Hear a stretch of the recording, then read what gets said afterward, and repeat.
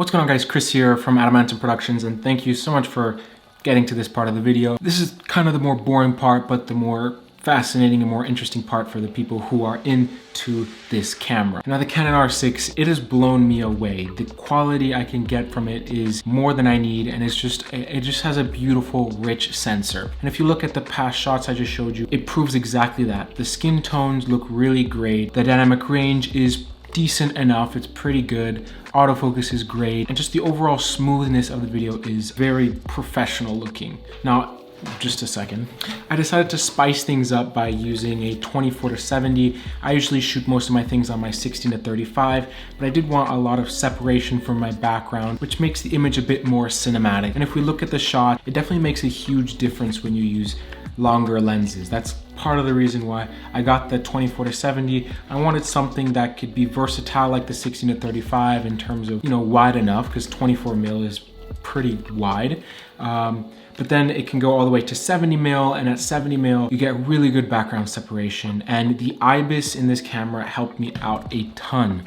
All of the shots were done handheld with the Canon R6 and the 24-70. There were some shots I did have to stabilize, but most of them I did not, and these are all straight out of the camera. And just having the IBIS being this strong, it sucks when you have to shoot ultra wide. When I was at 24mm, I could tell there was a little bit of wobble, but as soon as I went past 24mm, definitely at 70mm, it's just super steady. It's almost like a tripod. If I hold the camera still and I have the 24-70 on it at 70mm, there is absolutely no wobble or no shake, which is awesome, and it's honestly a lifesaver. I just wish there was a way you could turn down the IBIS a little bit for when you're doing wider shots. That said, having this whole setup makes me question whether I still need my gimbal. I was gonna be honest, I wanted to take the gimbal on this shoot, but most of the times when I take a gimbal, the setup process and the changing of focal lengths just makes the whole using a gimbal frustrating and annoying. It's just extra work you don't really want to have to do.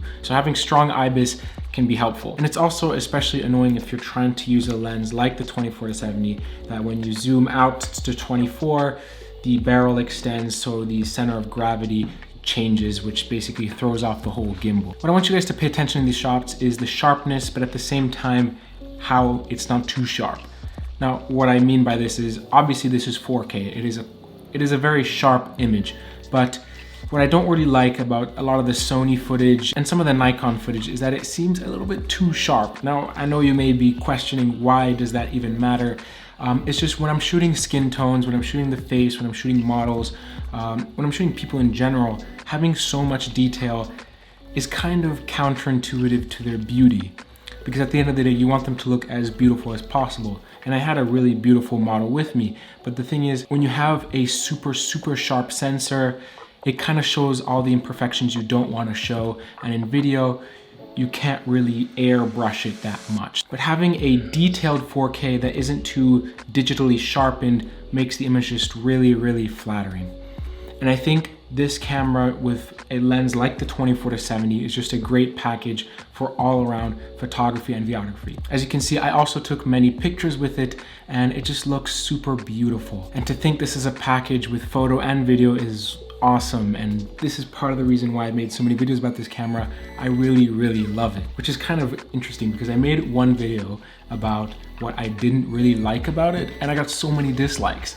But I was just trying to be honest to help you guys make an informed decision, because it still is kind of an expensive camera and you don't want to spend a lot if you're not really getting the quality you want, or if there are things about it that you don't like. If you want a camera to just vlog with and you want a super great stabilized ultra wide shot, then this really isn't the camera for you, because it has a bit of wobble. Granted, you could turn that off, but then you have no stabilization at all. So yeah, I was just trying to help you guys out, but whatever. I enjoy the camera, and I've talked about how much I've enjoyed it. I'm gonna make a video soon talking about how the IBIS compares to a gimbal, because I'm still questioning whether I still need a gimbal. And the fact that I'm questioning that in the first place is great, because a gimbal is so heavy and takes up so much space in your camera bag. Speaking of which, I got a new camera bag. If you guys think you know what it is, leave it, comment down below. And if you guess it right, oh, I'll like your comment. It'll be a part of my new What's in My Camera Bag 2021, which definitely will include this lens, because I'm in love with it. It is an awesome lens. I didn't really think I was gonna use it because I had the 16-35, and 24 and 28 and 35 millimeters are in both lenses, so why would I get it? But just the versatility of going to 24 to 70 is awesome.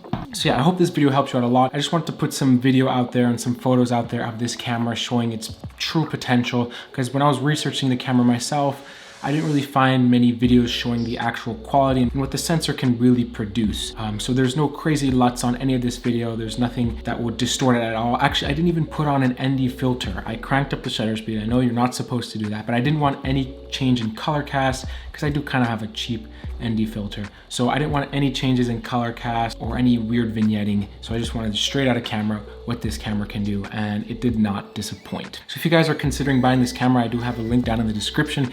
That would help me out a lot if you purchased it through there. The music in this video is all from Artlist. Artlist is a website that has music that you can use for your YouTube videos. They're just super professional and super easy to use, so I definitely recommend it. If you're new to the channel, please wait. Is it this side or I don't know. On one of the two sides, there's the subscribe button. So I want you guys to subscribe and like the video and share it to anyone who's interested in seeing some good, high quality R6 video.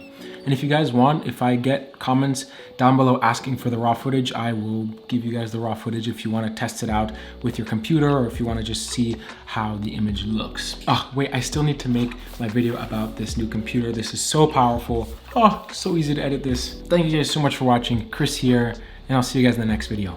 Peace.